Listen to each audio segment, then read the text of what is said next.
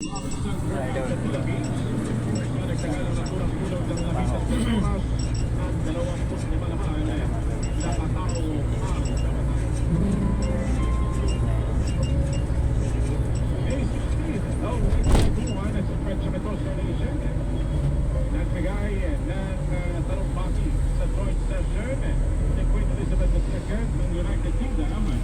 United States Congress na kung saan siya ang kauna-unahang British monarch na nakapag-address sa US Congress.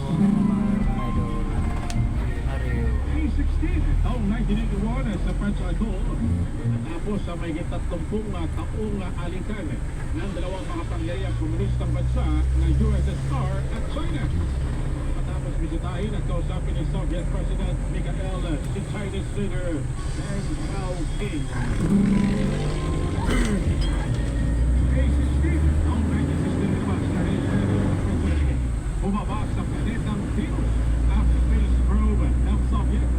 Ito ay tinawag na Venera 5 na kabilang sa Venera program. May 16, taong 1943 naman sa radiation sa President ito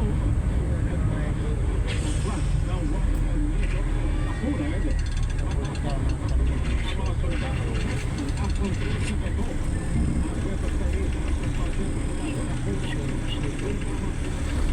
manirahan ang mga bukyo ang mga bukyo ang mga tayo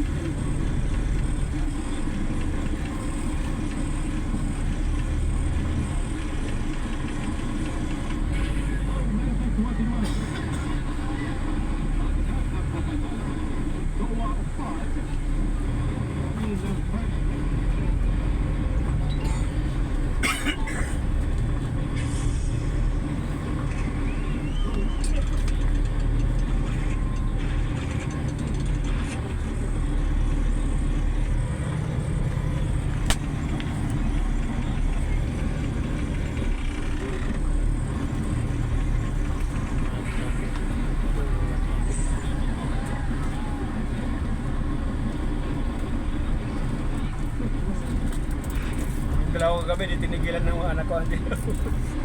Yung dalawang gabi, di tinigilan hanggang tinaubos. So, pala tayo.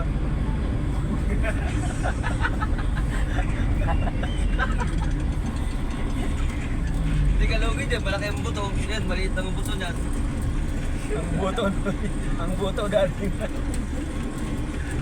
Ang buto.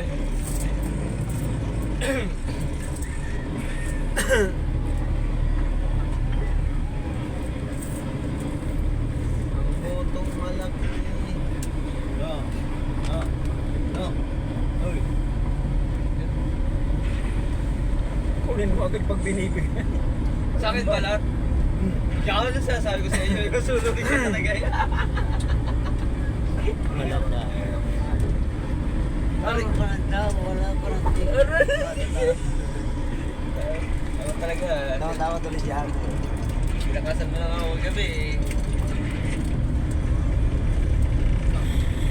Yung mga nakapagod na halo yan yata.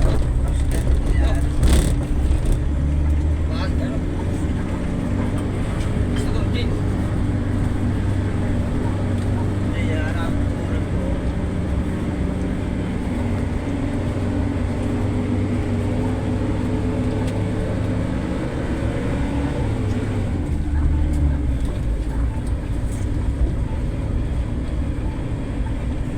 Hindi ko siyang decent na talaga sa ano? Ano naman ito mamaya? Dala. Baka pansin na naman. Lahat na lang, dito na. Ano?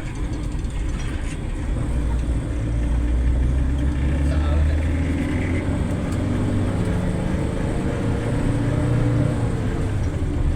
Ayan, subsidi na.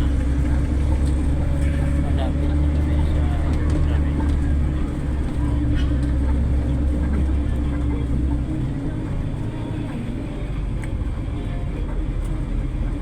Bingkor o si Bingkor. Napasok.